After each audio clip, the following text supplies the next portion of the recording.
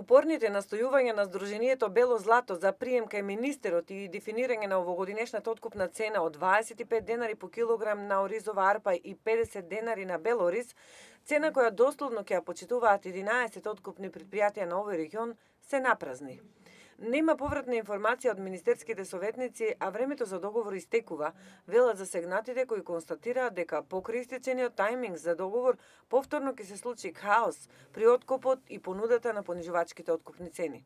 Дали оризопроизводителите ќе ја доживеат судбината на лозарите и дали бирократијата по кој знае кој пат нема на време да стави ред и лимит при откуп во согласно со светските берзи и состојба на пазарот, се уште им е непознато на 3000 производители од регионов.